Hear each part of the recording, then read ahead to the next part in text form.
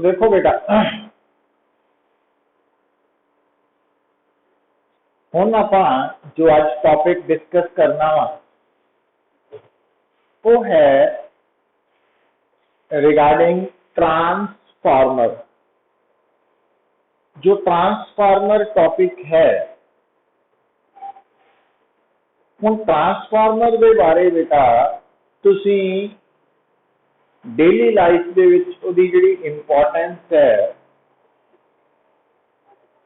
वो की है ਇਹਦੇ बारे भी आप गल करांगे। बट तुसी नोट किया होएगा कि डेली लाइफ दे विच गली च या सड़क के किनारे से है ना साइड से तुसी ट्रांसफार्मर डिवाइस लगा होया देख रहे हैं। तो ये जो डिवाइस तुसी सड़क के साइड से लगा देख रहे हैं ये बेसिकली पावर ट्रांसमिशन लई यूज हो रहा है ना कि जो आप एसी सप्लाई कर रहे हैं इंडस्ट्री नूं या घरां नूं तो हाउस होल्ड सप्लाई हो रही है तो वो उस परपज लिए कर रहे हैं और इसका फायदा की है वो भी ये आएगा एप्लीकेशन के विच।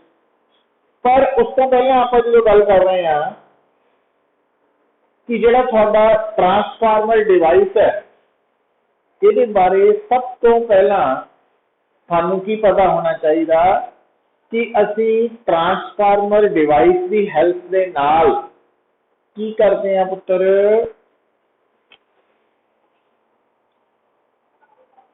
Alternating voltage. केड़ी alternating voltage? Low alternating voltage नो हाई अल्टरनेटिंग वोल्टेज या high alternating voltage no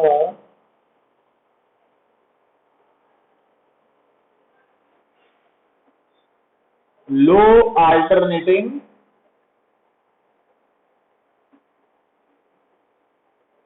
voltage convert कर सकते हैं।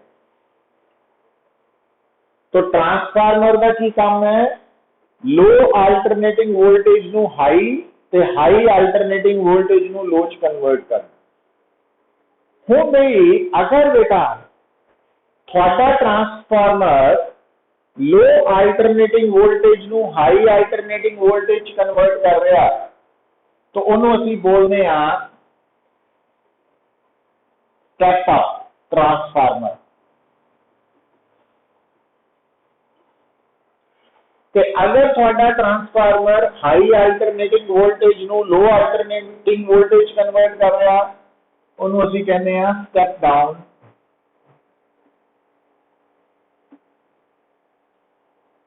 ट्रांसफार्मर। तो इसका मतलब अगर सानू कोई कहे व्हाट इज ए ट्रांसफार्मर तो ट्रांसफार्मर का काम की है लो अल्टरनेटिंग वोल्टेज नु हाई अल्टरनेटिंग वोल्टेज या हाई अल्टरनेटिंग वोल्टेज नु लो अल्टरनेटिंग वोल्टेज कन्वर्ट कर। जेड़ा ट्रांसफार्मर लो तो हाई कर रहा वो स्टेप अप है ते जेड़ा हाई टू लो कर रहा वो स्टेप डाउन है। इसका मतलब दो तरह का ट्रांसफार्मर है, दो तरह की टाइप्स हो गई है ना। अच्छा हुण अगर सानू कोई पूछे बेटा what is the principle of transformer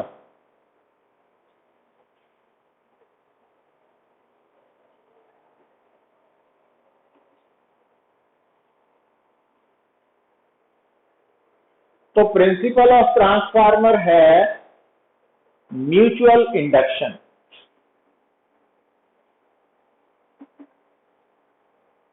mutual induction पे बेस्ड है ट्रांसफार्मर डिवाइस। और म्यूचुअल इंडक्शन बारे थानू पता ही है ऑलरेडी कि जदों बेटा किसी एक कॉइल दे विच अगर करंट चेंज हो रहा तो नेबरिंग कॉइल च इंड्यूस्ड ईएमएफ पैदा होता ना तो वो कंसैप्ट है म्यूचुअल इंडक्शन का। तो ट्रांसफार्मर म्यूचुअल इंडक्शन पे बेस्ड है। हुण इत्थे आपां एक कंसैप्चुअल प्रॉब्लम नू डिस्कस कर सकते हैं कि अगर सानू कोई पूछे भी जिहड़ा ट्रांसफार्मर है क्या वो सिर्फ हाई अल्टरनेटिंग वोल्टेज नू लो ते लो अल्टरनेटिंग वोल्टेज नू हाई च कन्वर्ट करता कि डीसी नू भी करता। तो आंसर है डीसी नू नहीं करता। डीसी नू नहीं करता पुੱਤ, क्यों नहीं करता? क्योंकि ਇਹਦਾ प्रिंसीपल है mutual induction.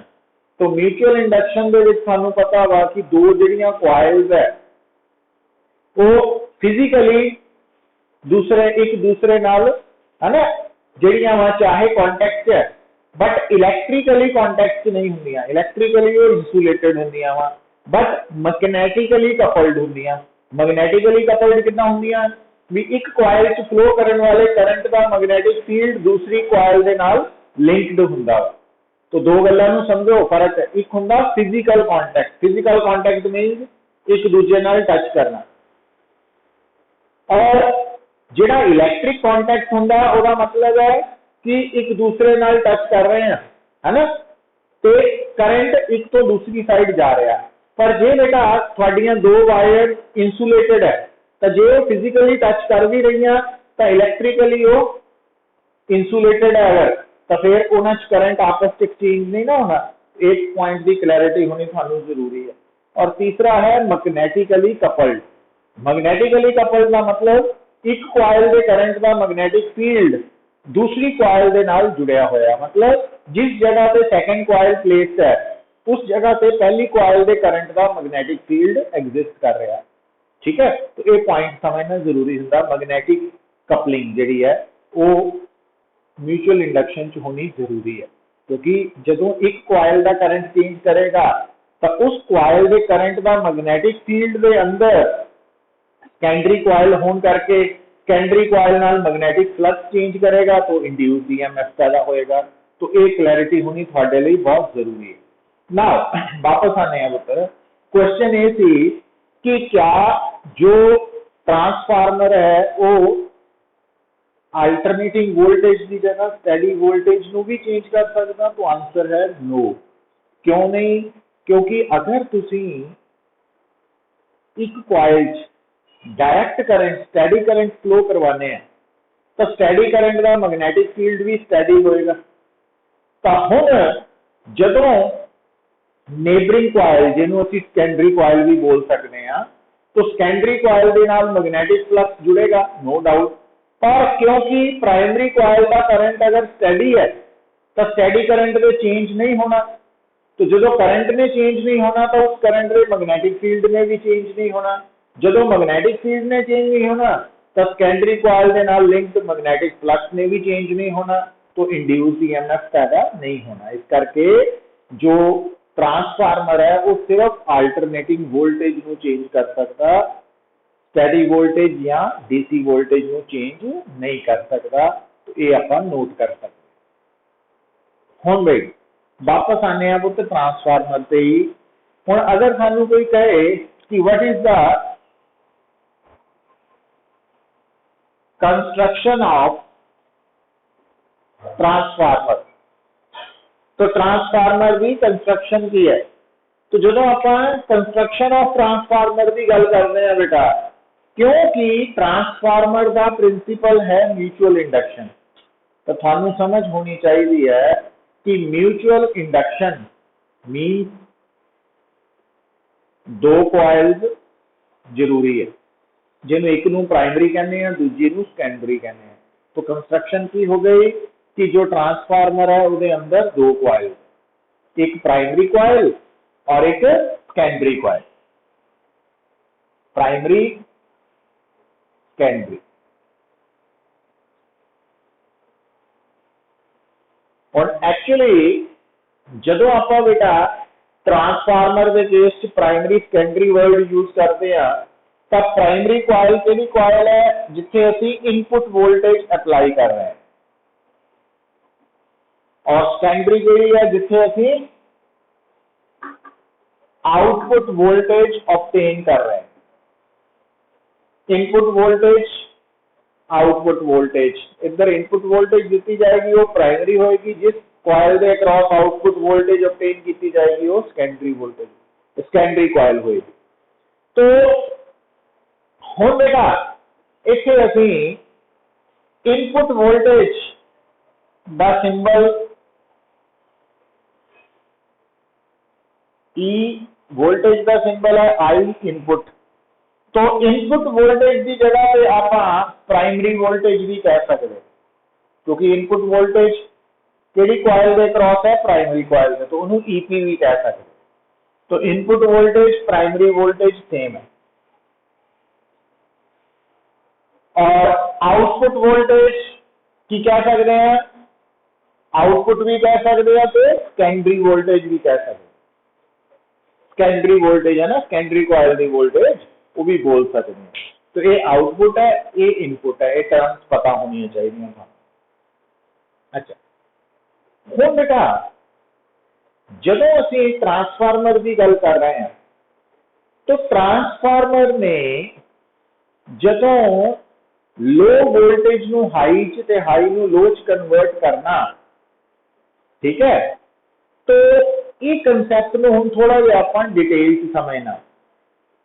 Actually mutual induction बारे थानू पता वा। हुण एक गल सुनो पुत्र कि म्यूचुअल इंडक्शन दे विच की हो रहा वा कि प्राइमरी कॉइल दा जिहड़ा करंट है ਉਹਦੇ करके जो मैग्नेटिक फील्ड पैदा हो रहा, उस मैग्नेटिक फील्ड के अंदर प्राइमरी कॉइल खुद आप भी है, ते उस जगह पे जिथे प्राइमरी कॉइल के करंट करके मैग्नेटिक फील्ड पैदा हो रहा, सेकेंडरी कॉइल भी प्लेस्ड है।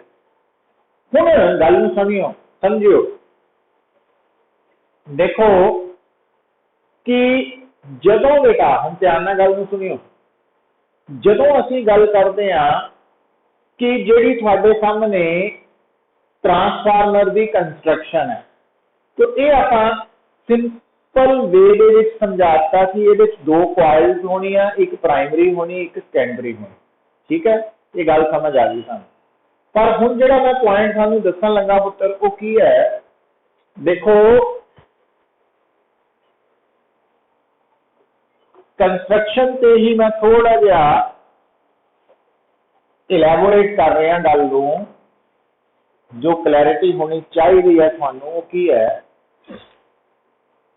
कि एक्चुअली ट्रांसफार्मर के अंदर बेटा एक मैटेलिक फ्रेम है, एक मेटल फ्रेम है,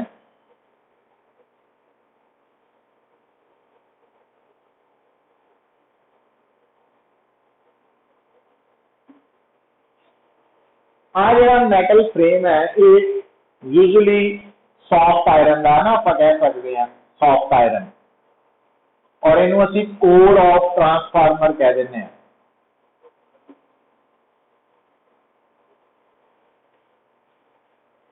हुण इस फ्रेम के उपर, कोर के उपर तुसीं प्राइमरी ते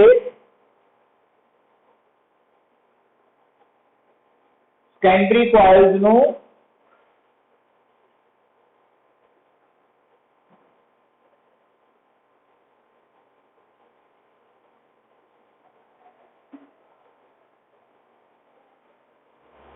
वाउंड किया हुआ। हुण ये जो प्राइमरी ते सेकेंडरी कॉइल्स है, इन्हों असीं सॉफ्ट आयरन कोर के उपर या फ्रेम के उपर क्यों वाउंड करते हैं, उसका कारण बड़ा साफ है पुत्र। देखो चाहे प्राइमरी कॉइल है चाहे सेकेंडरी कॉइल है, बेसिकली ये लाइक ए सोलिनॉइड है, सोलिनॉइड वाउंड। हुण जदों असीं इत्थे इनपुट वोल्टेज अप्लाई करांगे,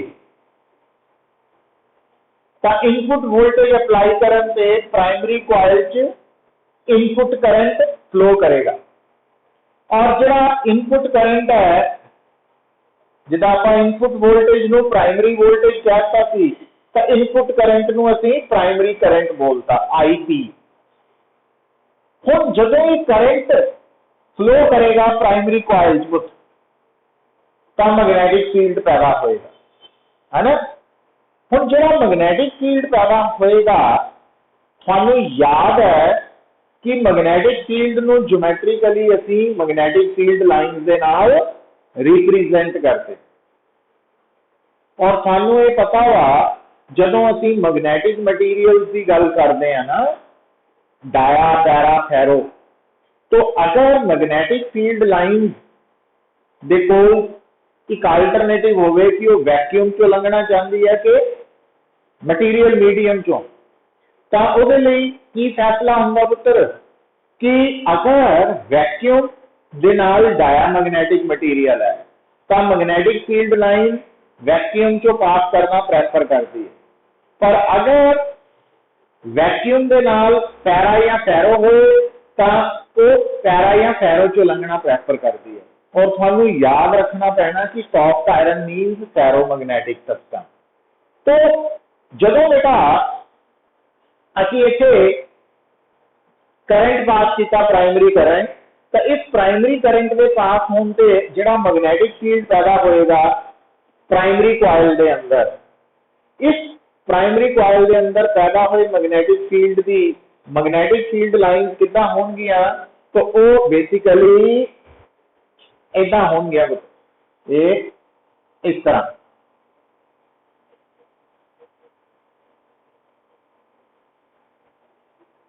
कारण यह है कि मैग्नेटिक फील्ड लाइन ने, क्योंकि आ वैक्यूम है, आ भी वैक्यूम है, तो आ सॉफ्ट आयरन का मटीरियल है, फ्रेम कोर जिन्हों कह रहे हैं, तो उन्हें सॉफ्ट आयरन च लंघना प्रेफर करना। ठीक है, हुण उहदे नाल होएगा कि थानू बेटा याद होएगा एक टर्म आती है, लिसन, इलैक्ट्रिक फ्लक्स। जदों आपां पहले यूनिट च इलैक्ट्रिक फ्लक्स बारे गल कर रहे थे, इलैक्ट्रिक फ्लक्स नू कैलकुलेट करन दे लई तुसीं एक तां टर्म यूज कीती सी कि dot product of electric field intensity and area vector, है ना, ई ए कॉस थीटा। पर एक डेफिनेशन सीगी कि number of electric field lines passing through the given surface, वो भी इलैक्ट्रिक फ्लक्स नू, है ना, जे मान लो किसी सरफेस च 7 लाइंस पास कर रहे हैं तो वो अकॉर्डिंगली वो इलैक्ट्रिक फ्लक्स 7 है, जे 4 है तो 4 है, इदा दसिया सी ना आपां गल कीती। हुण तुसीं की नोट कर रहे हैं, इस डायग्राम के अकॉर्डिंगली ध्यान दो पुत, इस वक्त थानू कितनियां फील्ड लाइंस नजर आ रही हैं, मैग्नेटिक फील्ड लाइंस एक।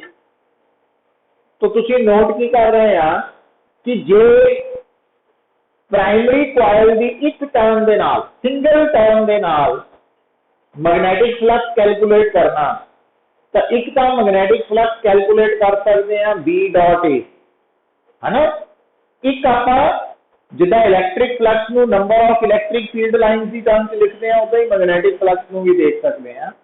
तो मैग्नेटिक फ्लक्स नू असीं number of magnetic field lines passing through given surface कह सकते हैं। हुण तुसीं नोट की करना पुत्र कि अगर मैं थानू इस डायग्राम के अकॉर्डिंगली पूछा कि आ जिहड़ी प्राइमरी कॉइल दीयां 3 टर्न्स है, तो एक टर्न चो कितनी लाइन पास कर रही, तुसीं कहोगे सिंगल, और सेकेंडरी चो भी इन ईच टर्न कितनी फील्ड लाइन पास कर रही हैं, 1 ही है, एक है।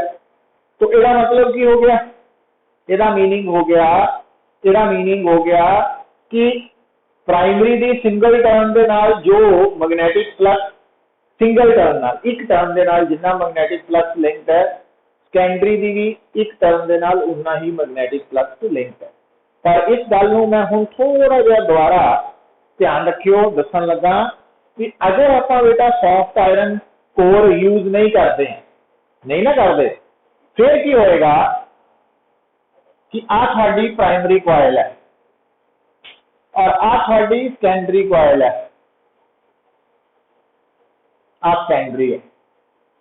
हुण जदों इत्थे प्राइमरी करंट पास होएगा पुत्र, तो जिहड़ी इत्थे मैग्नेटिक फील्ड लाइन पैदा होएगी, है ना, तो एक फील्ड लाइन इदा पैदा हो गई, एक फील्ड लाइन इदा आ गई,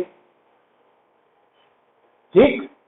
हुण उहदे नाल की होया, इन दी एब्सेंस ऑफ कोर तुसीं की देख रहे हैं कि प्राइमरी दी एक टर्न दे नाल 2 लाइन्स जुड़ियां, ते जबकि सेकेंडरी नाल इक्को ही है। पर जे यही इत्थे कोर यूज करते हैं, तो कोर च आ वाली जिहड़ी लाइन है, जिहड़ी इहदे च नहीं लंघ रही, उन्हें भी इदा लंघना पऊ। क्यों? क्योंकि उन्हें वैक्यूम तो लंघन की बजाय सॉफ्ट आयरन को प्रैफर करना। और उहदे नाल की हो गया, होने का मतलब थानू पता लग जाना चाहिए कि जिहड़ा कोर ऑफ ट्रांसफार्मर है वो सॉफ्ट आयरन का बनया हुआ फेरोमैग्नेटिक का। ਉਹਦਾ कारण की है ताकि पुत्र जिन्ना magnetic flux per unit turn primary नाल जुड़िया वा, प्राइमरी की एक टर्न के नाल मैग्नेटिक फ्लक्स जिन्ना जुड़िया उन्ना ही सेकेंडरी के नाल भी जुड़े। जे जे हम इतने ध्यान नाल सुन लियो, जे आपां कहने आ कि प्राइमरी की सिंगल टर्न के नाल मैग्नेटिक फ्लक्स ज्यादा वा, सेकेंडरी की सिंगल टर्न नाल मैग्नेटिक फ्लक्स घट है। अगर घट है तो इसका मतलब फ्लक्स लीकेज हो रही है, फ्लक्स की लीकेज हो रही है। मतलब आप इतने कहेंगे कि फ्लक्स की लीकेज हो रही है और इतने कहेंगे कि फ्लक्स की लीकेज नहीं हो रही। तो फ्लक्स की लीकेज नूं रोकण लई या मिनीमाइज करन लई जो ट्रांसफार्मर की प्राइमरी ते सेकेंडरी कॉइल्स है वो काहदे उत्ते वाउंड कीतियां हुंदियां, सॉफ्ट आयरन कोर के ऊपर वाउंड कीतियां हुंदियां। तो और ओदा पर्पस की है, ओदा पर्पस ये है कि प्राइमरी और सेकेंडरी कॉइल्स नूं सॉफ्ट आयरन कोर के ऊपर वाउंड करने का मतलब यह है कि magnetic flux linked with each turn of primary coil ਤੇ magnetic flux linked with each turn of secondary coil बराबर हो जाए, बराबर हो। तो आइडियल ट्रांसफार्मर आइडियल वर्ड का मतलब थ्योरेटिकल आस्पेक्ट। तो आइडियल ट्रांसफार्मर दे विच बेटा magnetic flux linked with primary coil, each turn of primary coil, each turn कह रहे हैं टोटल नहीं कह रहे हैं, magnetic flux linked with each turn of primary coil ते magnetic flux linked with each turn of secondary coil हमेशा same हुंदा वा आइडियल ट्रांसफार्मर दे केस। रियल दे विच फर्क हो जाता वा क्योंकि जिन्नी मर्जी कोशिश कर रही है, जिहड़ा मर्जी सॉफ्ट आयरन कोर यूज कर लीए, बट कई बार लीकेज हो जाती है ना। तो magnetic flux linked with each turn of primary coil ते magnetic flux linked with each turn of secondary coil ideal transformer के केस च बराबर है, बट रियल ट्रांसफार्मर के केस च magnetic flux linked with each turn of primary coil ज्यादा वा ते magnetic flux linked with each turn of secondary coil घट है ना। गल यह है भी आपां नूं हुण एक एक लाइन जिहड़ी है उस ध्यान नाल सुनना पैना है ना। MCQs है ना, उत्थे गड़बड़ हो जानी है। तो आइडियल के लिए बराबर। तो हुण तक की बेटा डिस्कशन तक सानूं ये क्लीयर हो जाना चाहिए कि ट्रांसफार्मर किहड़ा डिवाइस है जो अल्टरनेटिंग वोल्टेज नूं चेंज करन लई वरतिया जांदा, लो नूं हाई च ते हाई नूं लो च कन्वर्ट करन लई यूज कीता जांदा। जिहड़ा ट्रांसफार्मर लो तो हाई करदा वो स्टैप अप ट्रांसफार्मर है, जिहड़ा हाई तो लो करदा वो स्टैप डाउन ट्रांसफार्मर है। और प्रिंसिपल म्यूचुअल इंडक्शन है, इस करके हर ट्रांसफार्मर के अंदर दो कॉइल्स है, एक प्राइमरी एक सेकेंडरी। दोनों विचों केड़ी प्राइमरी कॉइल है जिहदे अक्रॉस इनपुट वोल्टेज लगाई जाती है, केड़ी सेकेंडरी है जिहदे अक्रॉस आउटपुट वोल्टेज लगाई जाती है। प्राइमरी और सेकेंडरी कॉइल अगर आइडियल ट्रांसफार्मर का कंसैप्ट है तो दोनों की ईच टर्न के नाल फ्लक्स की वैल्यू सेम है, पर रियल फर्क है। और जदों रियल की गल करते हैं तो वो फ्लक्स लीकेज हो रही है। फ्लक्स लीकेज नूं मिनीमाइज करन लई, घटाउण लई, जीरो करन लई कह लो, असीं की करते हैं सॉफ्ट आयरन कोर यूज किया जाता ताकि लीकेज घट हो। क्लीयर हुई गल। और आपां बेटा इत्थे मान लेना कि मान लो कि magnetic flux linked with each turn of primary और सेकेंडरी वो फाई के बराबर, that is equal to phi, उन्होंने फाई कहता पुत्र। तो हुण इत्थे कंफ्यूज ना हो, क्लैरिटी रखनी है कि magnetic flux linked with each turn of primary coil ते each turn of secondary coil phi है, ठीक है, टोटल नहीं है। अच्छा हम टोटल फ्लक्स कितना कटांगे पुत्र? तो अगर आप कह दें NP NP का मतलब तुसी नोट करना total number of turns in primary coil, ते NS कैपिटल है ना, तो कैपिटल NS का मतलब है total number of turns in secondary coil of transformer. Capital NP capital NS ये सिंबल्स जेडे है ये टोटल नंबर ऑफ टर्न्स है, वो प्राइमरी का वो सेकेंडरी का। हुण फाई की है पुत्र, फाई है प्राइमरी की एक टर्न का फ्लक्स, ते primary total number of turns अगर NP है तो प्राइमरी का टोटल फ्लक्स कितना हो गया NP इंटू फाई, ते सेकेंडरी का टोटल फ्लक्स कितना हो गया NS इंटू फाई, है ना। तो ये रिजल्ट याद आना चाहिए, थानू पता होना चाहिए। तो सिंबल फाई और फाई बीच फर्क है। फाई का मतलब इत्थे की है साडे लई flux linked with each turn of primary और सेकेंडरी कॉइल, ते फाई टी का की मतलब है total magnetic flux linked with primary coil, ते फाई एस का की मतलब है total magnetic flux linked with secondary coil. अच्छा हुण पुत्र ध्यान दो, ये जड़ा फ्लक्स है चाहे प्राइमरी का टोटल है चाहे सेकेंडरी का टोटल है, ध्यान नाल गल सुनियो, ये फ्लक्स क्यों है?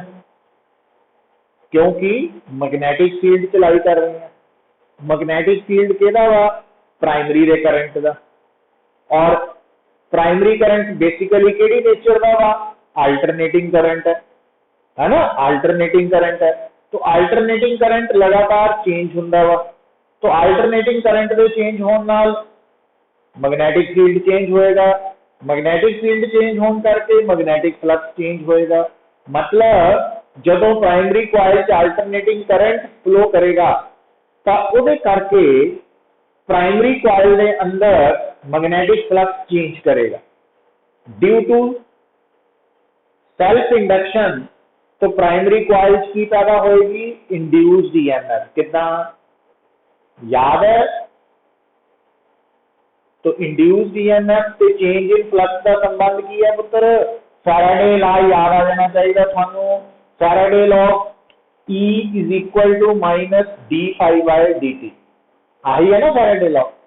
तो जदों प्राइमरी कॉइल दे करंट दे चेंज होने नाल प्राइमरी कॉइल का फ्लक्स चेंज करेगा, तब प्राइमरी कॉइल दे विच इंड्यूस्ड ईएमएफ कितना कितना पैदा होएगा ईपी के दे बराबर minus D phi P by D T. अच्छा फाई पी की वैल्यू एनपी फाई है, तो एनपी कांस्टेंट है, क्यों? Total number of turns primary दियां फिक्स्ड है। तो आपां की करन लगे हैं एनपी नू बाहर कढ के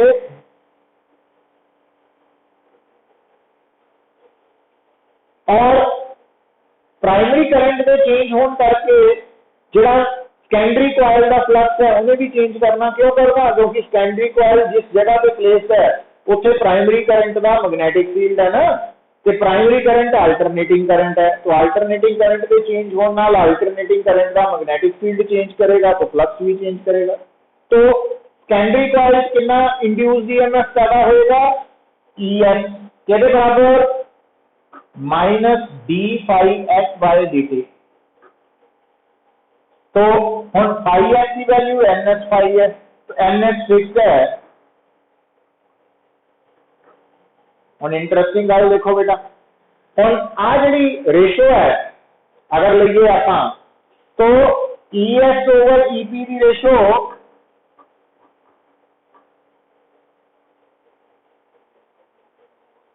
पता लगा, ईएस ते ईपी की रेशो एनएस ओवर एनपी की रेशो के बराबर आ गई। आप इन्हां दो इक्वेशंस की रेशो लई है ना, ईएस नू ईपी नाल डिवाइड कीता, इहदा मतलब अज तो बाद शुरू च मैं की दस्सिया थानू कि थोड़े सामने ईपी का मतलब की है इनपुट वोल्टेज या प्राइमरी वोल्टेज, ते ईएस का मतलब आउटपुट वोल्टेज या सेकेंडरी वोल्टेज, दोनों का मतलब सेम है। तो आउटपुट वोल्टेज से इनपुट वोल्टेज की रेशो एनएस ओवर एनपी से डिपेंड करेगी, एनएस ओवर एनपी से डिपेंड करेगी। सो इत्थे तक बेटा समझ आई है थानू?